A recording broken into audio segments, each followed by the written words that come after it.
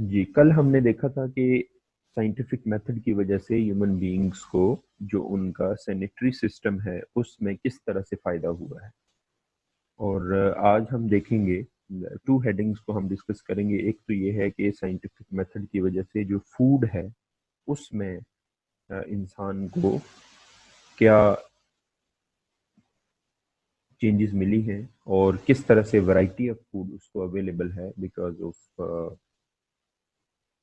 Because of using the scientific method. और और फिर वो प्रोडक्शन और प्रिजर्वेशन ऑफ फूड में क्या क्या उसको अवेलेबल हैं, जरिए जो हैं वो अवेलेबल हैं, और वो साइंस की वजह से ही है। Okay, so more food and better food, that is the heading. More food and better food. So changes have taken place too in our eating habits. तो राइटर्स ये कहते हैं कि हमारी जो खाने की आदत हैं, ना सिर्फ इनके बाकी भी आदत साइंस की वजह से बदली हैं, तो हमारी जो खाने पीने की आदत हैं वो भी साइंस की वजह से बदली हैं। Changes have taken place too in our eating habits. Through the use of science, we have learned that it is healthful to eat many kinds of food. तो साइंस के इस्तेमाल से हमने ये सीखा है कि मुख्तलिफ अक़साम के जो खाने हैं उनको खाना सेहतमंद होता है इंसान के लिए। अगर वो मुख्तलिफ अक़साम के खाने खाएगा तो वो ज़मीन के एक ही तरह की चीज़ खाना जो है वो खाता रहेगा, या एक ही तरह की चीज़ का जो खाना है वो इतना उसके लिए फ़ायदेमंद नहीं है जितना कि वो वैरायटी ऑफ फूड जो है वो खाएगा, तो फिर उसकी उसकी सेहत क्या होगी, बेटर होगी। तो वैरायटी ऑफ फूड जो है वो इंसान के लिए नेसेसरी है, उसकी सेहत को बरकरार रखने के लिए नेसेसरी है, उसको हेल्दी रखने के लिए नेसेसरी है। ये साइंस ने हमें बताया, और साइंस ने हमें प्रोविजन भी दी उन वैरायटी ऑफ फूड्स की। And we have learned how to provide ourselves with variety of foods through the year. Okay, ये साइंटिफिक मेथड से हमें पता चला है कि हमने अपने आप को through out the year, okay, पूरे साल हमने अपने आप को मुख्तलिफ अकसाम के मुख्तलिफ काइंड्स के जो खाने हैं वो अपने आप को किस तरह से प्रोवाइड करने हैं। People who lived a century ago probably enjoyed eating as much as we do today, but they couldn't have as many different kinds of food. अब हमसे पहले जो सेंचुरीज पहले लोग रहते थे या एक सेंचुरी पहले लोग रहते थे, उन्हें भी खाना इतना ही अच्छा लगता होगा जितना कि हमें आज लगता है, लेकिन उनके पास मुख्तलिफ अकसाम के खाने मुहैया नहीं थे जितने कि हमारे पास है आज के दौर में। जिनके ये साइंस की प्रोग्रेस की वजह से जितने खाने मुहैया हैं अब, वो उस वक्त अवेलेबल अवेलेबल नहीं थे। तो अवेलेबिलिटी उनकी जो है वो उस वक्त नहीं थी। साइंटिफिक मेथड का यूज़ उस तरह से नहीं था, साइंस में इतनी प्रोग्रेस नहीं थी। तो डिफरेंट काइंड्स ऑफ फूड उनके पास, most of their foods had to be produced on their own farms or in their own gardens. तो उस वक्त क्या होता था कि ज्यादातर जो भी फूड होता था या तो वो अपने फॉर्म्स में उनको क्या करते थे, उगाते थे, और या अपने जो छोटे छोटे बाग बागीचे उन्होंने बनाए होते थे वहां पे उगाते थे। तो ये अवेलेबिलिटी, ऑब्वियसली ट्रांसपोर्टेशन के बारे में भी हम आगे पढ़ेंगे, ये अवेलेबिलिटी तो नहीं होती थी कि एक बल्क ऑफ फूड प्रोड्यूस हो जो अपनी, ज्यादातर तो फूड होता ही उतना था कि वो अपनी जरूरत को होता था, और अगर उससे ज्यादा हो भी तो मीन्स ऑफ ट्रांसपोर्टेशन अवेलेबल नहीं थे। So it was very much difficult to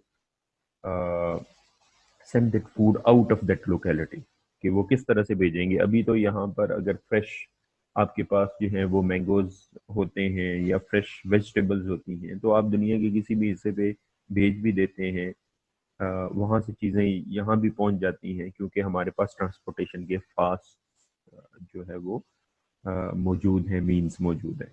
और उस वक्त इस तरह से अवेलेबिलिटी नहीं थी, तो या तो अपने ही बाग का, अपने ही फार्म में जो उगने वाली चीज़ है, और कुछ चीज़ें हैं जो एक जगह पे उगती हैं दूसरी जगह पे नहीं उगती, तो फिर वो लोग वही खाते रहते थे।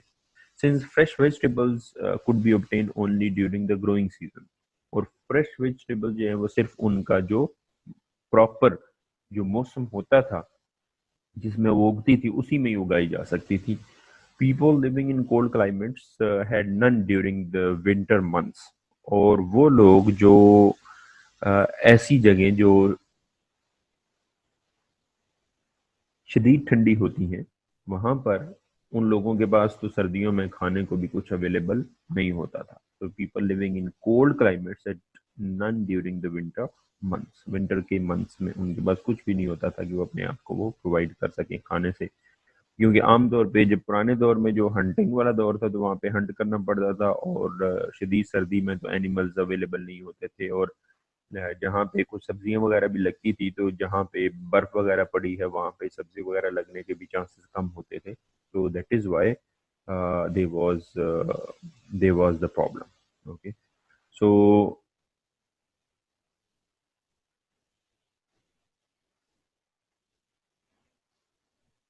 Okay, so when we talk about these kind of the issues, तो वो इश्यूज जो है वो अभी आप कह सकते हो कि आज के दौर में जो है वो हमारे लिए क्या है, कम है। ओके, सो दे वर मोर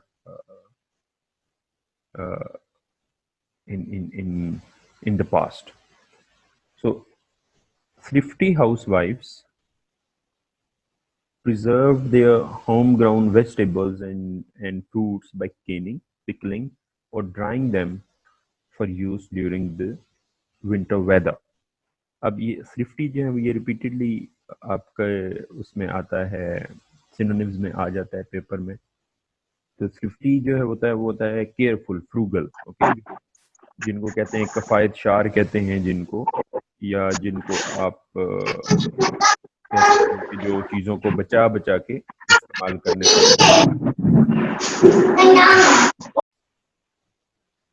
ओके, थ्रिफ्टी हाउसवाइफ्स, केयरफुल हाउसवाइफ्स को हम कह सकते हैं, या उसके साथ साथ हम जो केयरफुल हैं, फ्रूगल हैं, कफायत शार हैं, तो वो क्या करती थी कि वो जो होम ग्राउंड वेजिटेबल्स थी जो अपने घरों में उन्होंने उगाई होती थी या फ्रूट उगाए होते थे उनको या तो वो केन कर लेते थे, डिब्बों में बंद कर लेते थे, केनिंग कर लेते थे उसकी, और या उसके साथ साथ जो है वो पिकलिंग, ओके, जैसे कि जो अचार की सूरत में चीज़ों को क्या कर लेना, सेव कर लेना। ओके, पिकलिंग की सूरत में वो सेव कर लेते थे, और ड्राइंग या खुश्क कर लेते थे चीज़ें। जैसे कि अभी भी अगर आप कुछ ये जो ठंडे इलाके हैं हुंजा वगैरह या उधर जाएं तो वहाँ पे ये जो ड्राई फ्रूट की मुख्तलिफ किस्में आपको मिलती हैं, तो उसकी बेसिक वजह यही होती है कि जब फ्रूट जिस मौसम में ज़्यादा होता हो उसमें उसको फिर बाद में ड्राई कर लिया जाता है ताकि कोल्ड वेदर में उसको यूज़ किया जा सके। Meats were preserve by salting और एंड ड्राइंग, और by freezing when the weather was cold enough. और उसके अलावा जो गोश्त वगैरह है उसको प्रिजर्व किया जाता था। क्या करके प्रिजर्व किया जाता था, उसको नमक लगा के कुछ टाइम के लिए प्रिजर्व कर लिया जाता था, या उसको उसको भी खुश्क कर लिया जाता था, या उसको फ्रीज कर लिया जाता था। फ्रीज करने से ये नहीं मुराद कि वहाँ पे रेफ्रिजरेटर अवेलेबल होते थे या फ्रीजर अवेलेबल होते थे, बल्कि जिन जगहों पर क्या है मौसम शदीद ठंडा होता था तो उसमें उस ठंडे मौसम में उनको या बर्फ में उनको रख के तो उसको कुछ अरसे के लिए महफूज किया जाता था। Seafoods were generally available only along the coast. Fish and shellfish could be eaten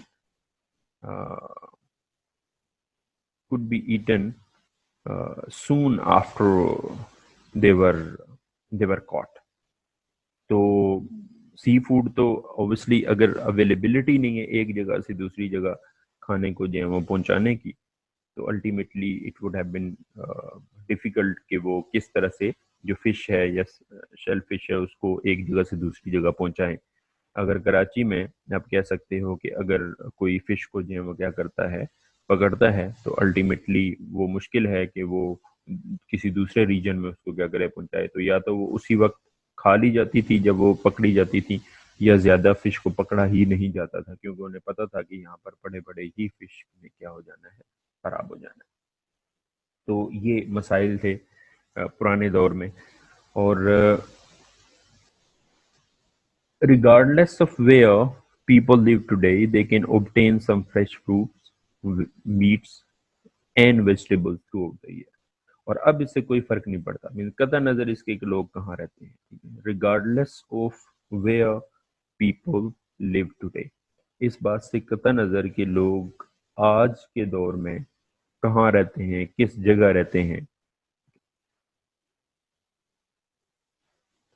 they can obtain some fresh fruits, meats and vegetables throughout the year। Okay, उनको जो है फ्रेश फ्रूट है और गोश्त है, सब्जियां हैं, पूरे साल उनको अवेलेबल रहती हैं। ठीक है, आप भी जहाँ पर भी रहते हैं इससे मीन्स रिगार्डलेस मीन्स एनी हो, सम हो, what ever the circumstances, okay, तो उसको हम करेंगे आफ्टर ऑल, आप इसको कर सकते हैं रिगार्डलेस के मीनिंग।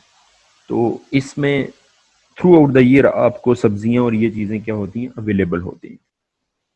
और बाय और मेथड्स कौन से हैं, by the quick freeze method vegetables fruits and sea foods and meats of various kind can be preserve so that they are both nutritious and enjoyable. अब हमारे पास मेथड्स कौन से हैं, क्विक फ्रीज मेथड है, आप फ्रीजर में चीज़ रखते हैं और थोड़े ही टाइम के बाद वो क्या हो जाती है, फ्रीज हो जाती है। आप बाजार में जाते हैं, आप केन खरीदते हैं, कुछ भी खरीदते हैं, तो they are there in that method के वो फ्रीज हुए होते हैं और आप उनको खरीद लेते हैं। तो ये क्विक फ्रीज मेथड के थ्रू और उसके साथ जो है वो क्विक फ्रीज मेथड के थ्रू जो है वेजिटेबल्स, फ्रूट, सी फूड या मीट जो वेरियस काइंड्स के हैं उनको क्या किया जाता है, उनको प्रिजर्व कर लिया जाता है। और वो जो प्रिजर्व किए जाते हैं फूड, वो क्या होते हैं, वो ना सिर्फ इंजॉयबल होते हैं कि आप उनको इंजॉय करते हैं, बल्कि वो न्यूट्रिशियस भी होते हैं। इनके nutritious mean they are nourishing, वो नशो नुमा में इंपॉर्टेंट किरदार अदा करते हैं, वो न्यूट्रिटिव होते हैं। ओके, या उनमें उनमें आप कह सकते हो कि अनहेल्दी कोई चीज़ नहीं होती, बल्कि वो हेल्दी होते हैं, होलसम होते हैं, बेनिफिशियल होते हैं। Okay, so they are nutritious. Modern methods of selecting, grading and processing foods have removed the risk and danger of poisoning from canned foods, dehydration, and the removal of water from such foods as milk, eggs, potatoes, and apples has removed a practical method of preservation. Has proved a practical method of preservation. तो modern हमारे पास method है, हम select करते हैं better चीज़ को, फिर उसकी grading करते हैं, फिर फूड को प्रोसेस, क्योंकि वो कहते हैं ना प्रोसेस फूड होता है, तो इसको तो उसमें से जो उसको पॉइजन करने का जो डेंजर है वो खत्म हो जाता है, जो केन फूड में आमतौर पे होता है वो पड़ा पड़ा उसको नुकसानदेह होता है। या अगर हम उसको डिहाइड्रेट कर रहे हैं, उसमें से वाटर को रिमूव कर रहे हैं, तो जैसे कि मिल्क में से, एग्स में से, पोटैटोज में से, तो ultimately there are the problems.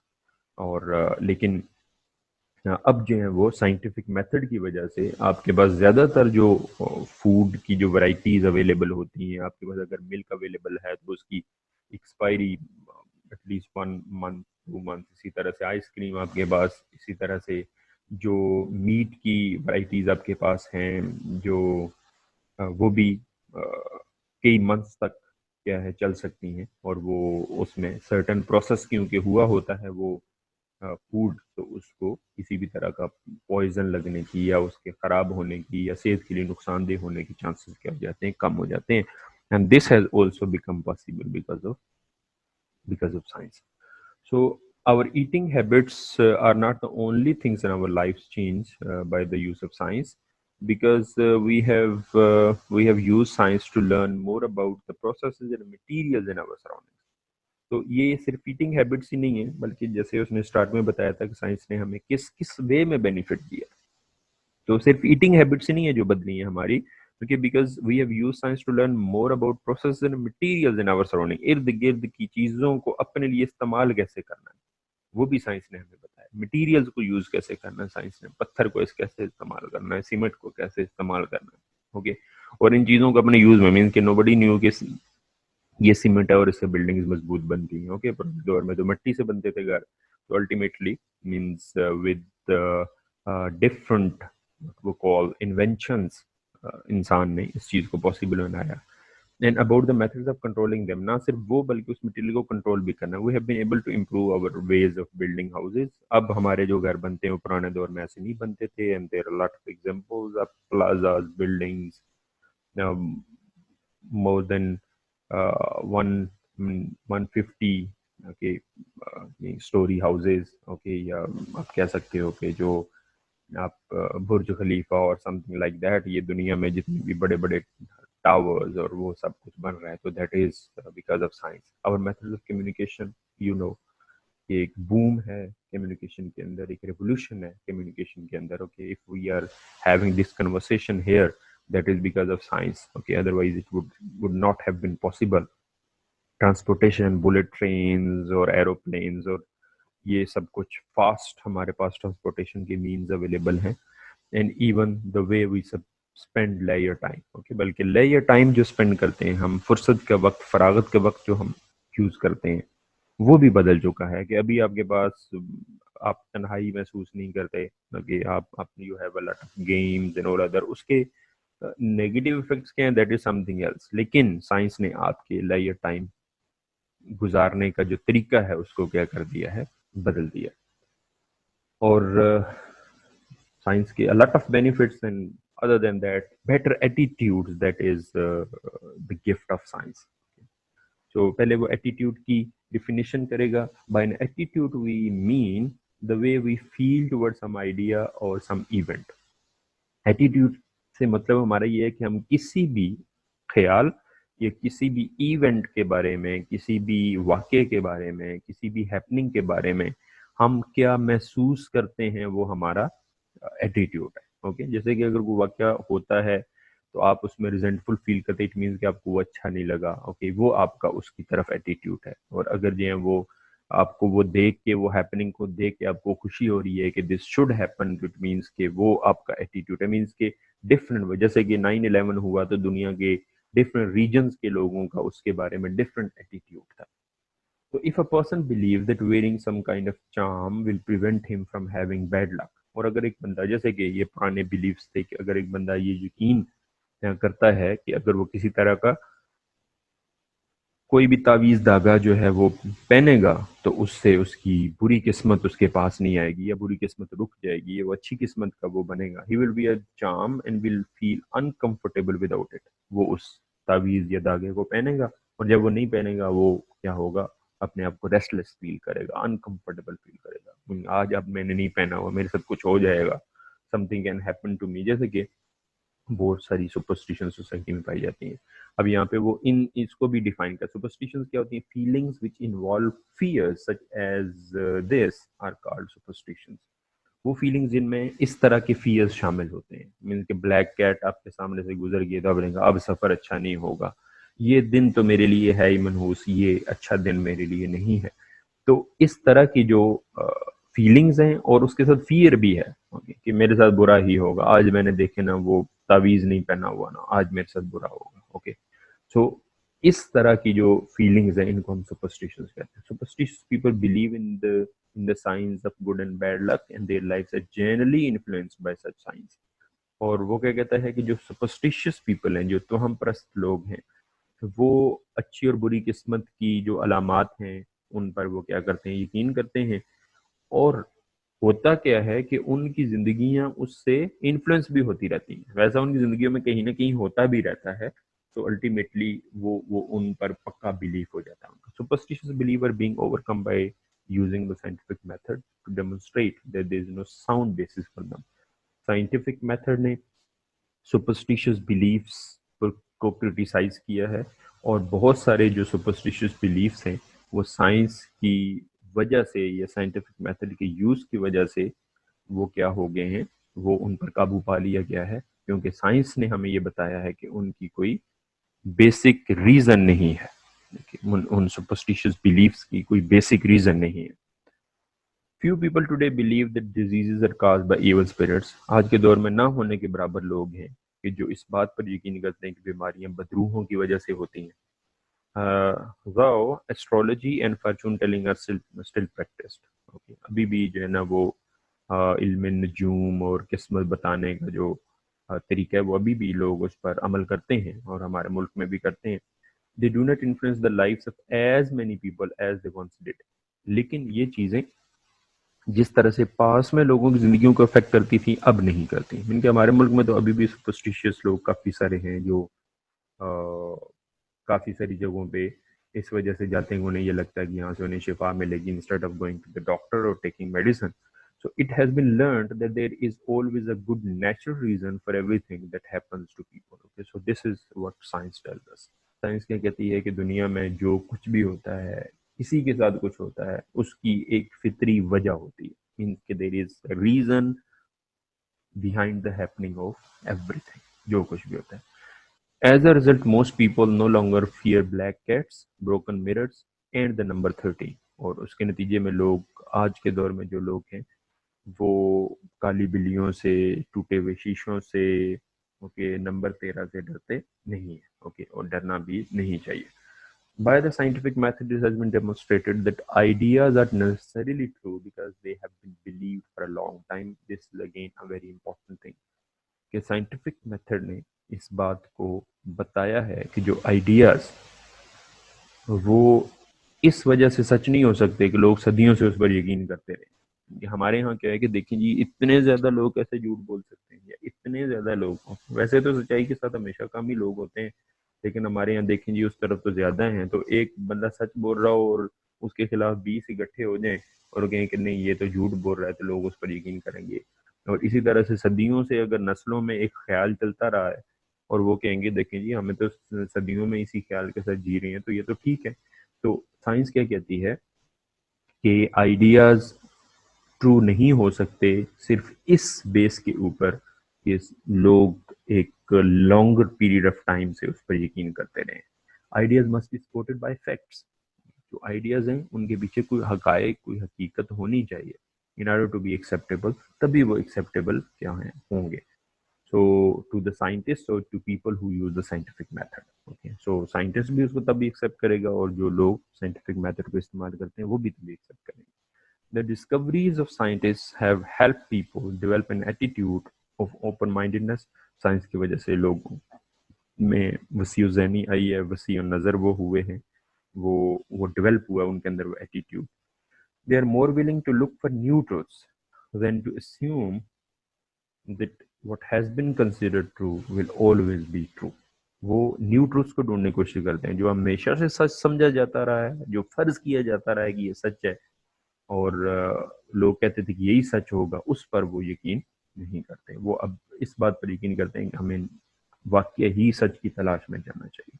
Because people have had no change sorry because people have had to change their old ideas as a result of new discoveries made by scientists, and they are less likely to accept conclusions as final। क्योंकि अब जो है वो लोग पुराने ideas को, जो science की न्यू डिस्कवरीज हैं उनकी उसके तनाजुर में देखते हैं और वो उन्हें ओल्ड आइडियाज उनको वो क्या करते हैं, चेंज करते हैं।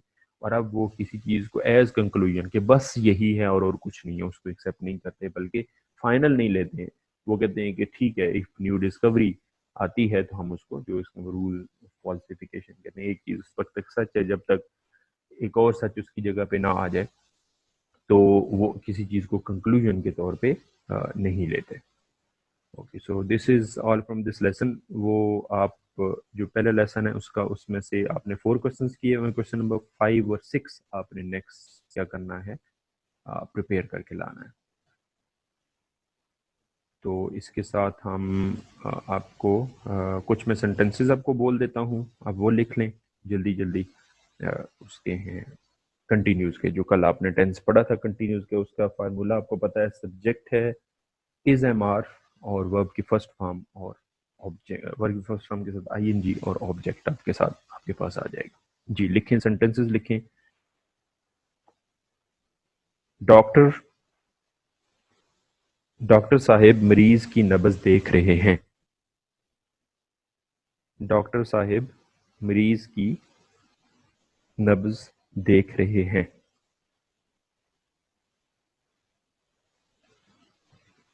आप खामखा मेरे मामलात में मुदाखलत कर रहे हैं। आप खामखा मेरे मामलात में मुदाखलत कर रहे हैं। वो डिक्शनरी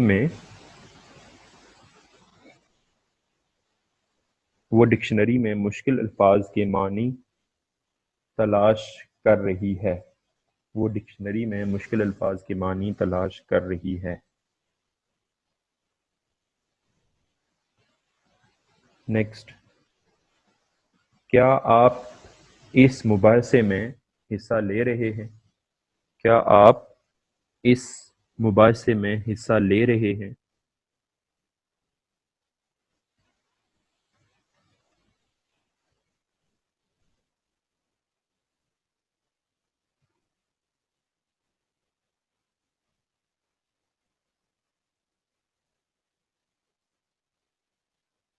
नेक्स्ट, आप उसका मुंह क्यों चढ़ा रहे हैं? आप उसका मुंह क्यों चढ़ा रहे हैं? चढ़ा रहे जीयर एट होता है, JEER, जीयर एट। क्या चरवाहा बांसुरी नहीं बजा रहा है?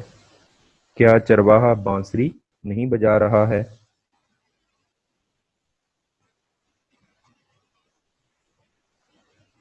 नेक्स्ट, वो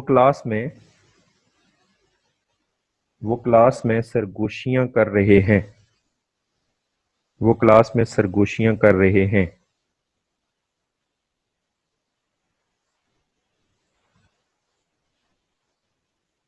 नेक्स्ट, हुकूमत पाकिस्तान तालीम के शोबे में बहुत सारी इस्लाहात नाफज कर रही है।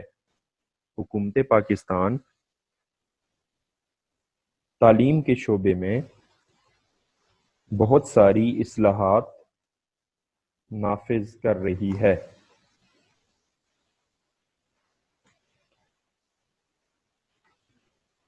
नेक्स्ट,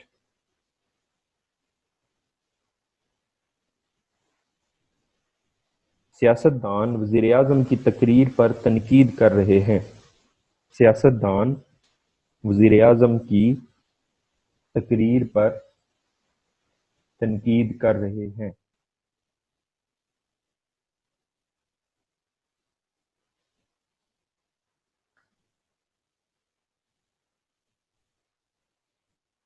वो मेरे दलाइल बड़े गौर से सुन रहे हैं। वो मेरे दलाइल बड़े गौर से सुन रहे हैं।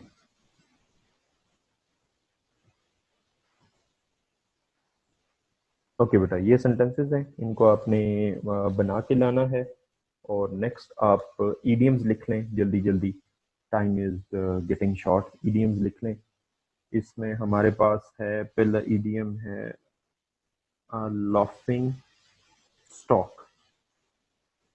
लॉफिंग स्टॉक कौन होता है? जो, जिसको हंसी का गोलगप्पा कहते हैं, मीन्स के जो हमेशा हंसी का निशाना बनता रहता है, उसको हम कहते हैं लॉफिंग स्टॉक। ओके। नेक्स्ट है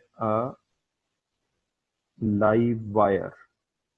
लाइव वायर, लाइव वायर होता है जो पुरजोश हो, चुस्तो चालाक हो, उसको लाइव वायर कहते हैं। पहले वाला जो लाफिंग स्टॉक है, उसका सेंटेंस आप बना सकते हैं, because of his funny behaviour he is a laughing stock in our class. Because of his funny behaviour he is a laughing stock in our class. Live wire, our leader is a live wire. Qaid Azam was a live wire. Okay, our leader is a live wire. आप लिख सकते हैं a man of parts. A man of parts. A man of parts, एक आदमी जो quality से भरा होता है, उसको कहते हैं a man of parts. Okay, our teacher is a man of parts. Okay, my father is a man of parts. Our leader is a man of parts. Okay. और इसी तरह से है अ man of letters. A man of letters, ऐसा आदमी जो पढ़ा लिखा हो, ज़हीन हो, उसको अ मैन ऑफ लेटर्स कहते हैं। Our principal is a man of letters. Our principal is a man of letters. और इसी तरह से नेक्स्ट है हमारे पास a man of straw. A man of straw. Man of straw, straw का मतलब जो है वो तिनका है, तो मैन ऑफ स्ट्रॉ ऐसा आदमी कि जो कमजोर आदमी हो। Okay, a man of straw. He is a man of straw and cannot face the opposition. He is a man of straw and cannot face the opposition, क्योंकि वो एक कमज़ोर आदमी है और मुखालफत का सामना नहीं कर सकता। A laughing stock, a live wire, a man of parts, a man of letters and a man of straw. Okay, ये आपके पास जो है वो इडियम्स आ गए। और जो आपके पास जो टेंस है उसका फार्मूला मैं दोबारा लिख देता हूँ। तो उसमें आपके पास है, ये आपके पास उसका फार्मूला आ जाएगा।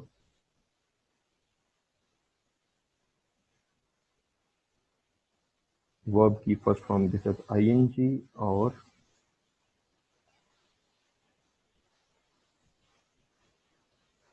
Plus object,